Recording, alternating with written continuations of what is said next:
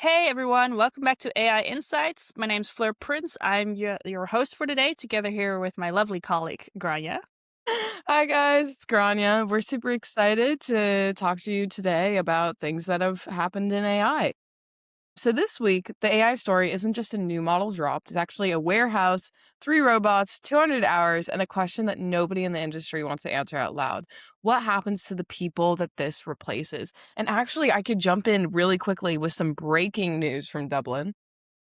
Meta, so I mean, I think as most people know, Ireland kind of hosts the majority of US tech companies here, but that means that Apple, Google, Microsoft, etc., all on our island. Yeah, all in walking distance. Yeah, literally all walking distance. But, we've seen so many layoffs happening in the US, and we've kind of discussed that over the podcast. And we've seen layoffs happening in London. And just this week, Meta released, I think it was 8,000, maybe more employees, released thousands of employees citing AI as the reason. So it's getting very real, kind of the impact of AI on the economy. I mean, we've been discussing it in different jurisdictions, as in not in the EU, but it's definitely present in the EU as well. Well, was actually interesting on that part of indeed companies are replacing now employees with AI as saying like, okay, that job has now become no longer viable for a human, so we're replacing with an AI. But actually in China, there's now a rule that says a company cannot fire you if you are replaced by AI. They have to find another solution, but they cannot fire you. No way. Which is actually really interesting. I mean, considering it came from China, but it Yeah. actually became a rule there. So they are enforcing that rule now that you cannot be replaced by AI, or there Wow. needs to be looked for an alternative, but you cannot be fired because of it because your job has become obsolete. I wonder what the kind of industry response to that will be. Like, I wonder if they'll just say like, "Hey, like we're firing you because we don't like your shirt today." And obviously the real reason is AI, or maybe if it would be something like, "Oh my god, yeah." Yeah. Well, I mean, but it's an interesting question just in general because for companies, it costs a lot to onboard a person. So, like the whole hiring part, recruitment part, it costs a lot. So, I actually wondered why, like, for example, maybe with Meta as well, like, why did they not look first at can we not place these people somewhere else instead of firing them just because AI took their job? Yeah, another thing is that no matter how good AI is, you still need employees, and especially in Ireland where the jurisdiction is changing so rapidly.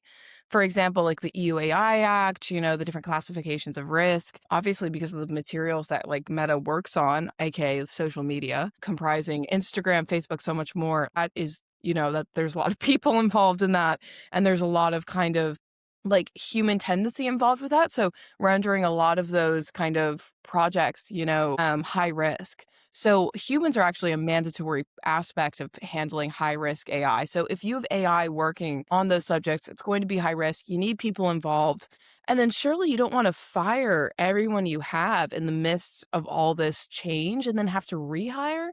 But I mean, that's me. And I'm not a, I'm not on the meta steering committee.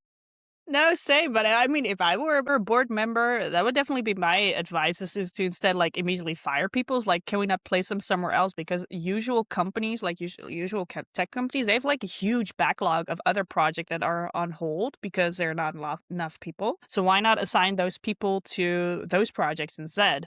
I know. And another thing is I feel like because they are US companies that they're a lot less cognizant of the changes that are happening in the EU and the new laws that are coming in and kind of the workforce that might require even just for the provisioning of human in the loop systems. I think there might be a sort of maybe not unawareness, but especially as the EU AI Act is being increasingly rolled back due to like pressures from big companies. Yeah, I think that there's kind of like an avoidance of I don't know, emerging legislation over here, especially because there's no equivalent in the US. There's really, so we see a kind of, extreme kind of compliance threshold with China. We see a kind of medium slash being repealed, for lack of a better word. We see that kind of form of compliance in Europe as like a middle ground. And then we see a complete lack of kind of like, measures and standards in the US. Yeah, well, I mean, I see an opportunity for other countries now because a lot of these people are so companies like Meta, Google, OpenAI, Anthropic, they hire the best of the best. Yeah. And by firing 8,000 people that went through this entire screening process, that means there are 8,000 supreme candidates for other jobs in other countries that can now be probably hired maybe for either better compensation package or just for lower pay even because they need a job. Yeah, and another what's so crazy is I've actually seen that on LinkedIn. Like, on my LinkedIn feed, there's all these different organizations that are targeting the Meta employees and doing so, like, very kind of bold-facedly. So, like, being, like, literally like a LinkedIn Mhm. post saying, "Hey, if you're at Meta and you were just fired, we want you." Yeah, send us your application. But also, like, with all these digital nomad visas that are now coming out for countries, like, you Yeah, can pretty much work anywhere in the world where you can apply for these. yeah, Because, yeah, for at least for a tech job, you don't per se need to be on location unless you're, like, working with a data center, but that's about it. yeah, literally. Anyway, fascinating stuff, but we'll move forward to kind of our broader idea, which is that for years, the humanoid robot industry has been selling itself on 20-minute clips, a robot walking smoothly, picking up something cleanly, and then everyone applauding. And none of it told you anything real. However, this week, Figure ran a 200-hour live stream and quietly ended the era of the demo.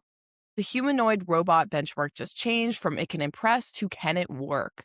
The legal, labor, and community implications are almost completely absent from the mainstream coverage. So the question here is when the machine doesn't clock out, who does? So we're talking about kind of this influx and kind of layoffs in technology, engineering, etc. But now we're seeing even humanoid robots. So it might be layoffs at your local McDonald's. Like as humanoid robots are increasingly AI enabled, increasingly intelligent, increasingly able to solve for different problems and conduct different tasks, we are really going to see, I think, layoffs, and I wouldn't even call it layoffs at this stage, like societal restructuring influencing other disciplines. Yeah, and I think we're also going to see an increase of, how do you call it, lights out factories or dark factories, where there's no need for any light at all because robots don't need light. Oh, wow. As long as they know where they need to go, you don't need electricity, so it's also gonna be, like, a huge, decrease for companies when it comes to electricity bills.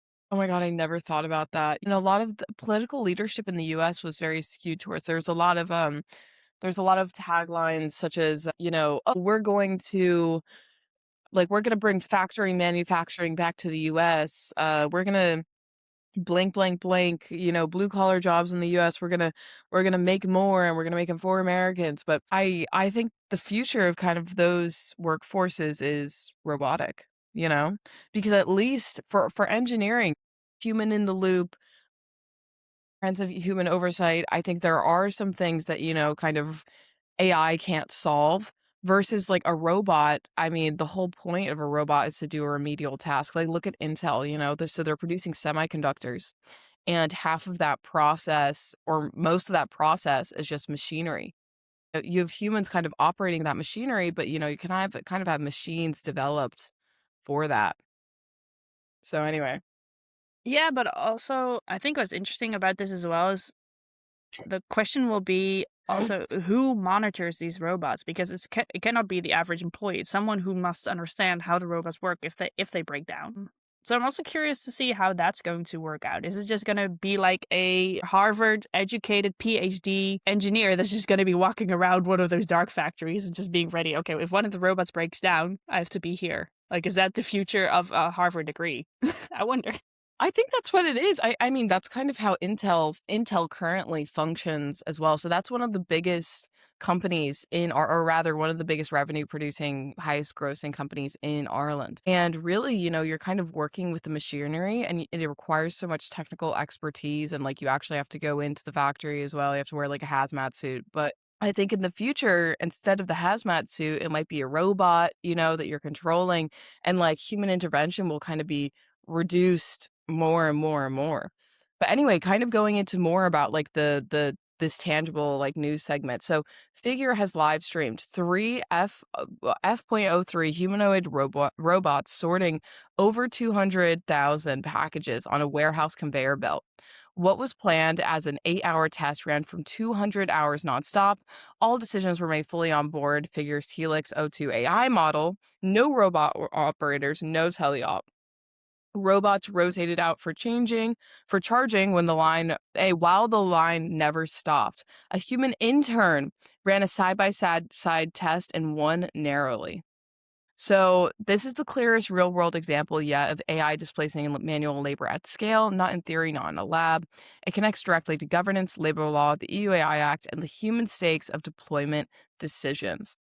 So, like Yeah. you were saying, is the future of a Harvard degree watching the robot do the work? Yeah, but also, like, my first thought was here as, like, "Oh, not a great robot." I'm actually thinking, like I said earlier, like, whose job is this actually gonna be? Yeah, exactly. And then, kind of what I'm thinking is 200 hours with no human in the loop. I mean, obviously the intern, but 200 hours, of robots making complete decisions on board an AI model. I mean, that's exactly what the EU AI Act high risk provisions were written for. And as we continue to see the EU AI Act brought increasingly into force, I think it would really intersect with this, I don't know, with this new development. Mhm. So I would even and especially in China, obviously, like kind of progressions like this are going to be stalled because it's illegal to fire people. So you're not going to fire your entire task force and replace them with these humanoid robots from Figure.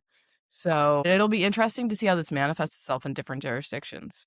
Yeah, by the way, mentioning Figure Agility Robots and Robotics, by the way, and Tesla are now actually competing on a new benchmark, endurance and real world work. Like I said earlier, no demo clips. But the humanoid market is moving from proof of concept to commercial deployable. This story triggered me as well Yeah, because we're talking here about like the broader race when it comes to robotics, but also I saw a clip of a factory in I think it was in India where they were recording employees at these sweatshops and recording them how they were making those clothes so quick so that eventually robots could take over. So it's no longer going to be that's people working in sweatshops, it's going to be robots working in sweatshop. And that's insane. I know, but that would change the entire conversation about like ethic clothes making. Like if robots are doing it and it's no longer humans, Yeah. can you buy stuff like from brands like Shine, for example, or Temu because it's made by robots, it's not made by humans. Oh my gosh. That blew my mind. Like, are Gee. you who are you exploiting at that point? Yeah, yeah. No, you're so right. Yeah, you're not because it's robots. Yeah, that's fascinating. Oh my god, and that's happening all over the world. I even talked last episode about how, like, a group of people, like, in Ireland were building an AI model. They were on a 2-year contract. They finished it early. They finished it in, like, 8 months, presented it to, like, the employer, which was a big top tech company, saying, "Here, it's done," expecting a bonus for having completed it, and then they just lost their jobs overnight because Yeah, AI. I remember when you told me that story. I was like, "Oh my god, I can't like I believe indeed you build your replacement and then you get fired by your replacement."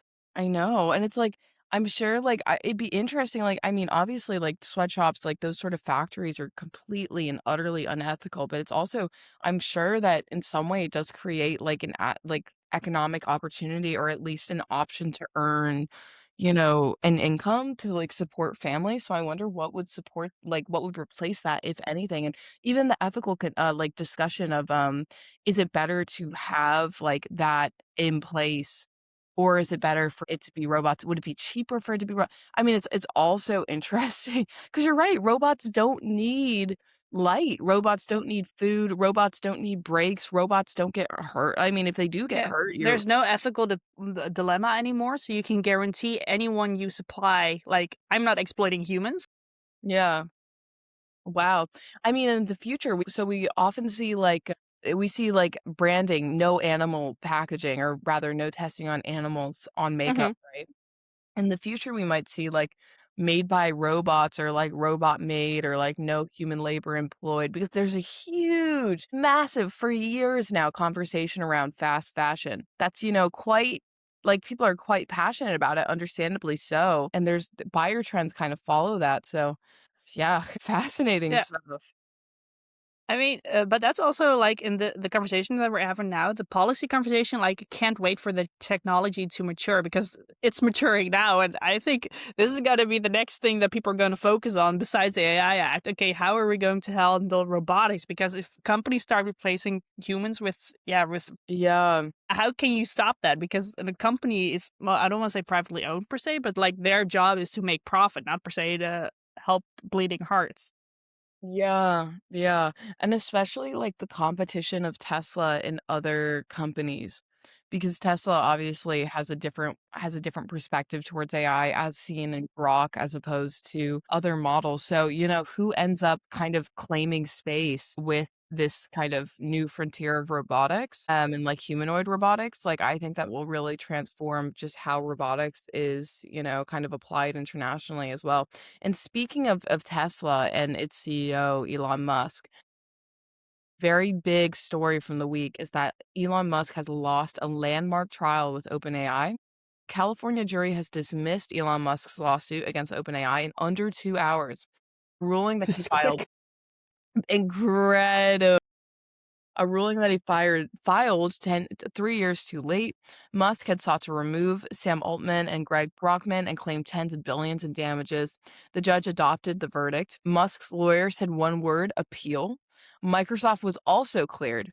The 3-week Oakland trial included testimony from Altman, Brockman, and Musk, with Brockman's personal diaries and years of internal emails entered as evidence.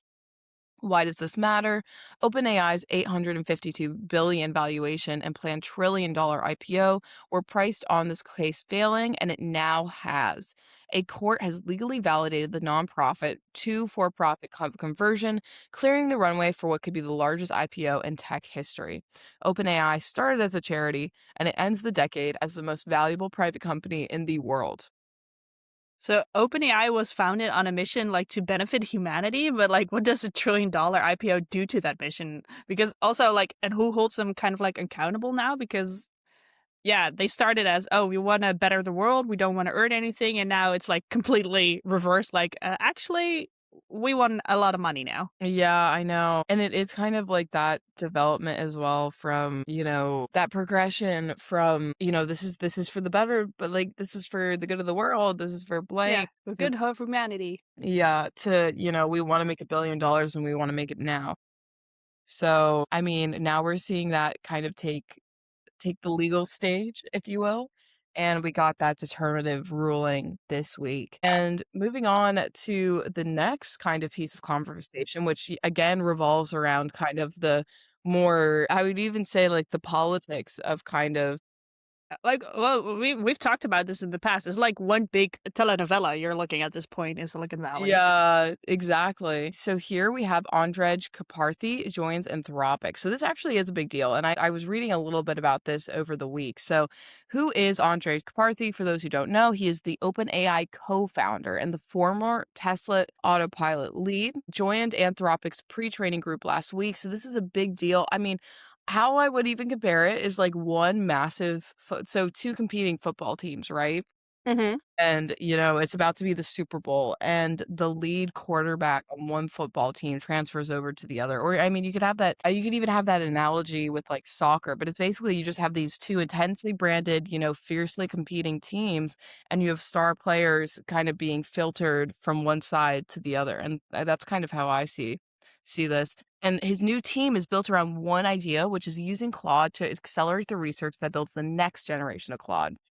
So Anthropic's CFO noted that roughly 90% of the code of the company is already written by Claude, and Karpathy described the next few years of the LLM frontier as especially formative. Yeah, I mean, the race here is like build frontier AI is no longer just about like who has the most compute, but it's also about like who can turn their own model into the fastest research collaborator on the next one. I mean, AI development is folding on itself, and the most credible people in the field are choosing which lab to be inside and when that happens. So for me, this is actually we're looking very much at like talent is starting to concentrate on certain places. But what does this mean also like for the broader ecosystem? Are we going to have like smaller labs, open source, public research, but also like when the best people keep gravitating to 2 or 3 places? Is that going to be it? Are we going to slowly see like a monopoly of AI, well, I guess AI companies at this point. I don't know. I feel like AI is starting to also become like a separate industry on itself because we have like tech overall, where like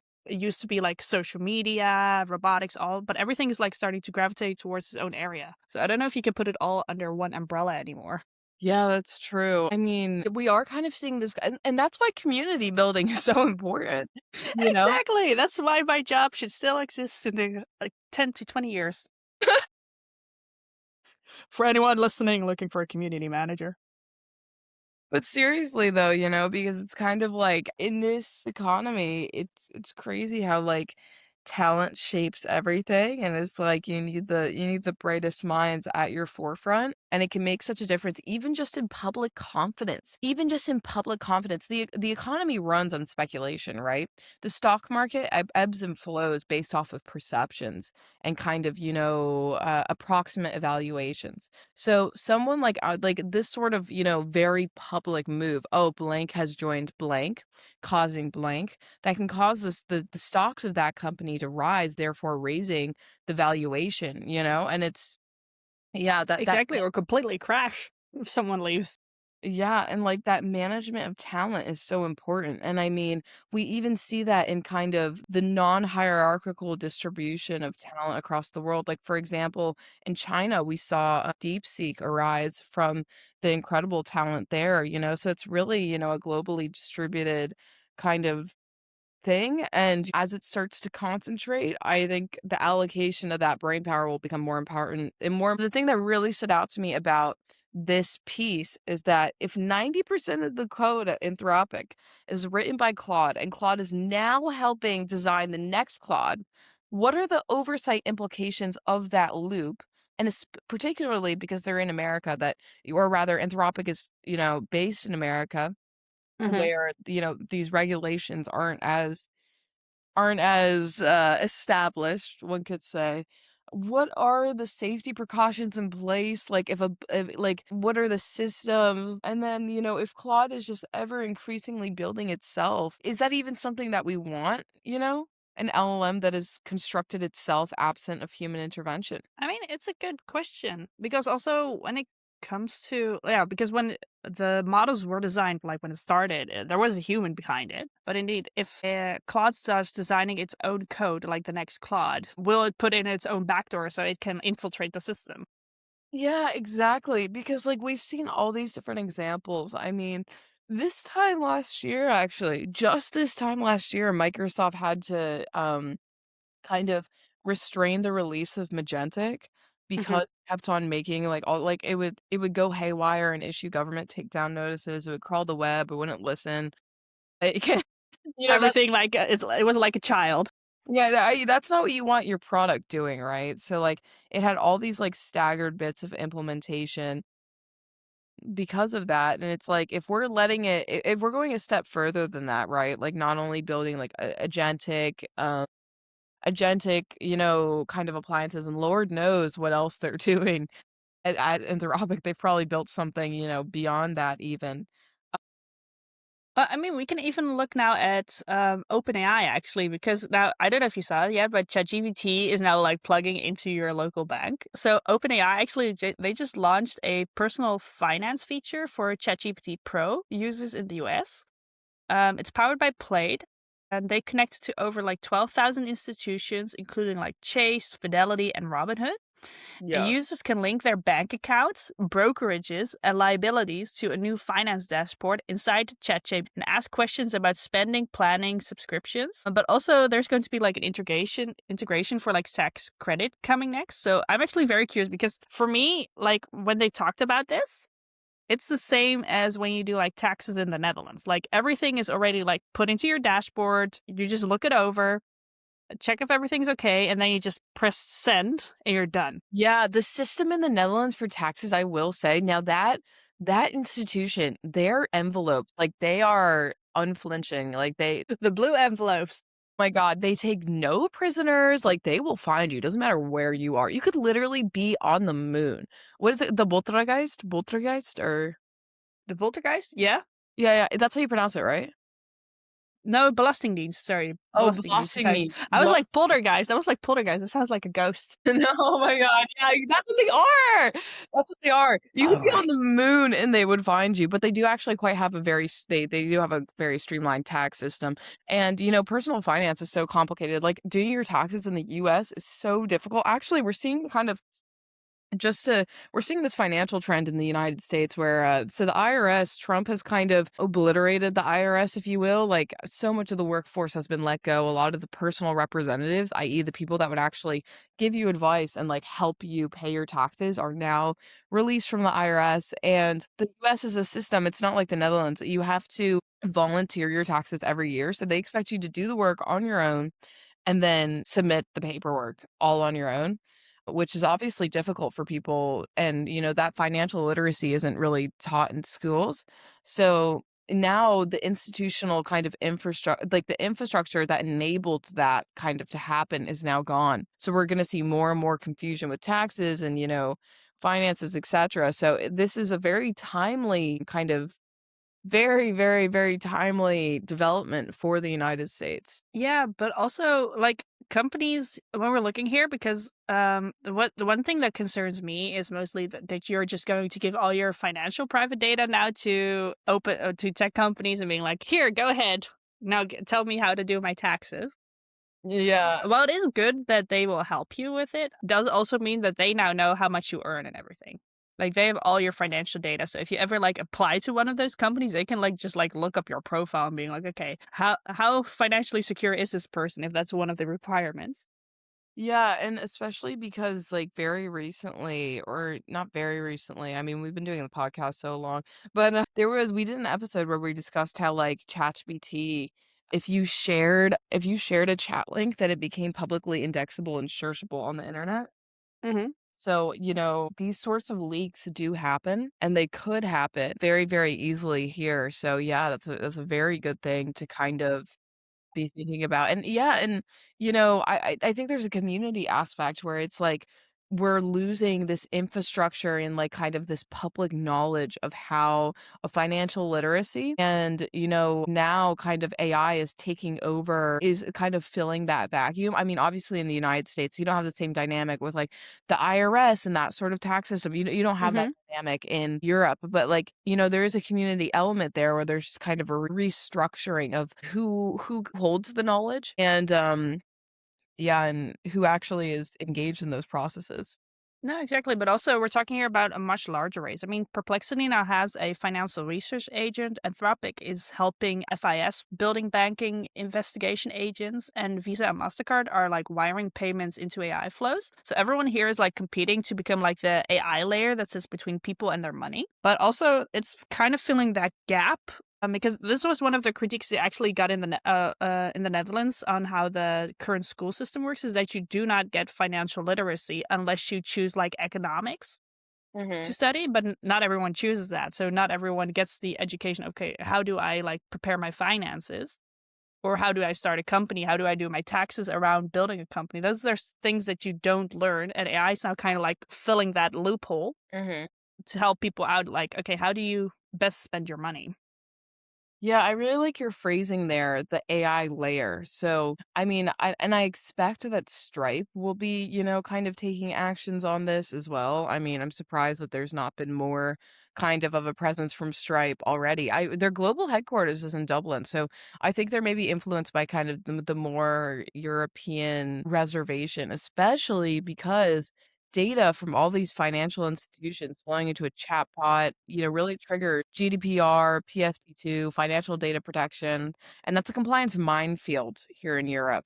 So, I mean, the kind of legal implications are strained, and but it is, I will say, even banks, which are traditionally very, very, very slow moving, kind of, yeah, slow to change institutions, like, even banks, JP Morgan just announced a deal to provision stable coins, which is blockchain, which is a very Mhm.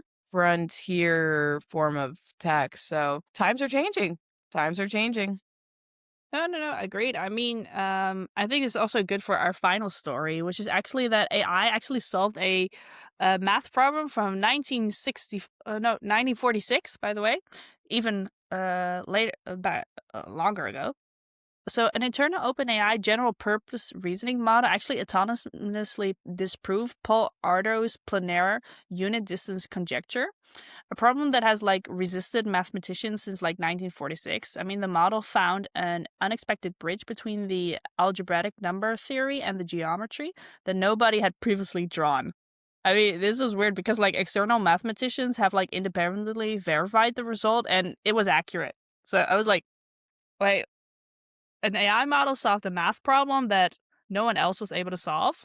And it's not even a math specific model. It's a general purpose reasoning model, which is like finding connection in a place like no human thought to look. It's not that AI is just like doing math faster. It's like approaching problems from like an entirely different angle. I mean, the implications for scientific research, like drug discovery, and also like complex systems are significant if you look at this because yeah, AI is looking at stuff a whole other way, so that makes you think like, okay, it's not AGI, but maybe we're getting closer to it?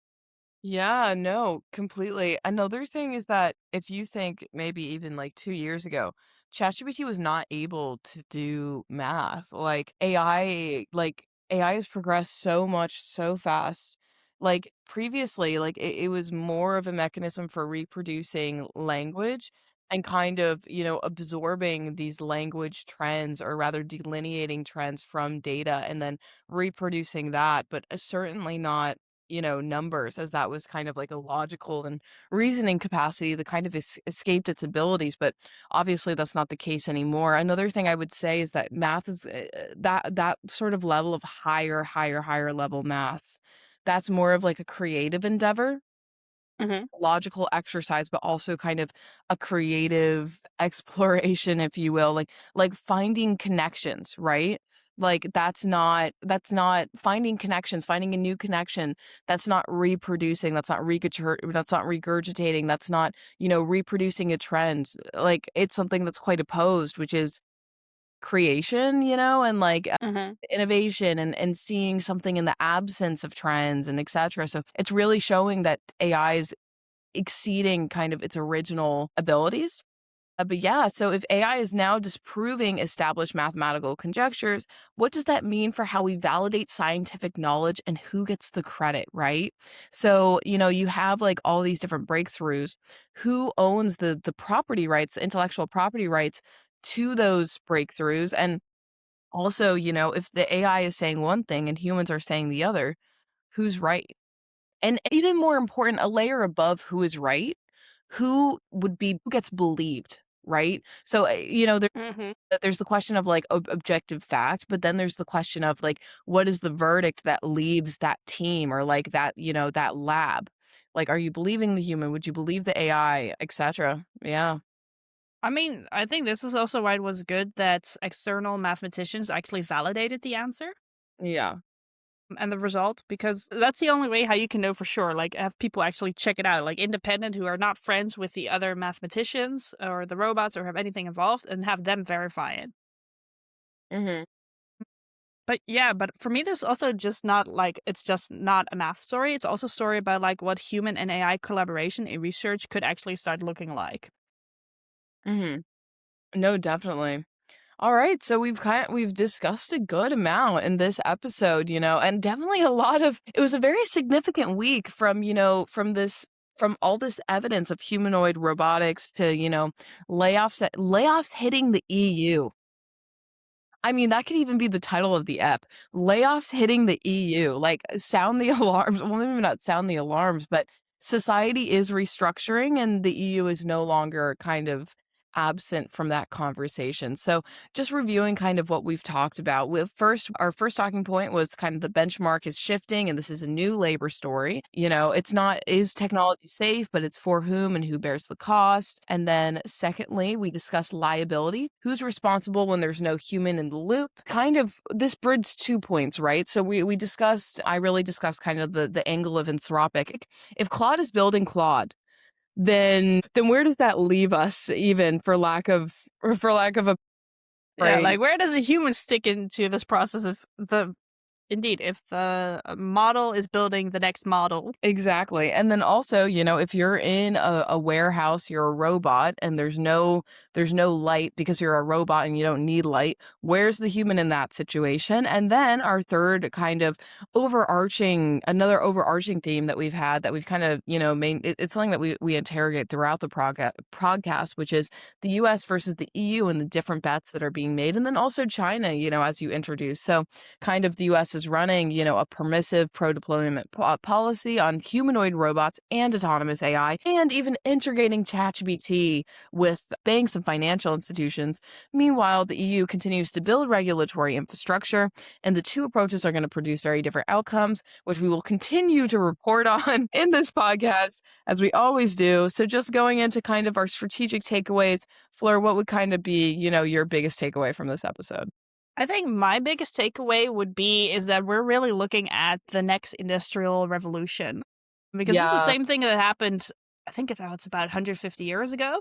And I mean, and this even like this happened, so my mom was an engineer in the 90s, like back when computers were kind of like a scarce thing. Hmm. And, now I have 3 monitors. I have 3 monitors and a company phone, and there's not a single person in that office of like 500 people that does not have 3 monitors and a company phone. Versus, back in the day, law was entirely paper-based. And law is another kind of it's a field it's a discipline that's very slow to change. So, it goes to show that everything is digitized, and now we're introducing to AI too. So, yeah, exactly what you Yeah. said, that I mean, it's the same thing with like with what my job is, community management. Like it used to be like you would like organize physical events, people would show up, you'd like get food and drinks and maybe send an email out, and that was it. But now it's also like community management, you're a social media manager, you're an event manager, you're a logistics expert, you are a content creator. All these jobs are only possible now because of technology, and also I'm just gonna say AI as well, yeah. because you can handle multiple tasks. And I think that's one of the things that people, I don't want to say per se got fired, but should start looking into, broaden their skills. Yeah, diversifying, because AI is usually really good at, like yeah, yeah, diversifying, you're right. Yeah. But, because another thing I would say, Flirt, like, your job is so much like, it goes beyond what you just mentioned, like, you're a digital marketer, but there's also a kind of what I would say about the economy is that we're going into kind of this new forefront of visibility as currency, right? So, like, Mhm. you have like, I don't know how many, but a lot a lot. You have a lot of followers on LinkedIn. You post kind of this really informational content. You're like a leader in the Netherlands on AI, and that's an aspect of your job, is like kind of being like a leader, being very visible, It's literally part of it. Yeah, yeah. I think this also, by the way, getting back on this, actually, one thing, this is actually a good thing that I learned from an interview back in the past from the CEO of LinkedIn. They said that connections will become a currency. They will become the most valuable currency in seeing how the industry is turning out towards tech and AI. Your connections are going to be the reason why you get hired. Yeah, I mean, and like we're seeing the value of connection even in like the fact that, so, yeah, I think, visibility economy. That's my ending Hmm. line. Layoffs hitting the EU or something that's not as glamorous as visibility economy. Because that's another thing, right? I mean, if you're a Meta employee and you're like a public spokesperson for the brand, right? And you're posting all this stuff about Hmm. AI, you're not someone that to let go, or rather, I'm not Meta, so I can't tell you, but it's somebody that with Meta would be more reluctant to let go because you bring something to them that AI can't, which is, that humanity, the LinkedIn profile, the reaching out to people, the being a spokesperson, the being a brand. Like, sure, like you can have like AI branded marketing, or you could even have an AI Meta employee, but it's not the same for humans as a human doing it. Anyway, visibility economy, that's what I think should be the title for the app, and that's me signing off. That's all I have to say. No, I totally agree. No, but even like if you're not like a person that's like visible on social media, because I also know a lot of people that building connection, like your connections are going to be the most valuable thing for you out there. So even if you don't show your face, if you still know a lot of people or know of a lot of people, that's going to be your secret weapon. Yeah, truly. So, anyways, um, indeed, we were going to be signing off. So, signing off, I want to say I just came up with that. I think that might be my new thing. we should definitely keep it in here. But also, we have to do a shout out. So, people who are still listening, subscribe to our newsletter. Link will be in the show notes. You can find it on our AI Insights LinkedIn page. Also, leave a review on all our platforms where you are listening to this podcast: Spotify, Apple Podcasts, iHeartRadio, Deezer. We really would love to hear like what you want us to talk about next. Also follow us on LinkedIn and Instagram. We will be at Gen Z AI Insights. And also here, technology should serve humanity and not the other way around. I think that's one of the important lessons as well of this episode. Amen. So signing off.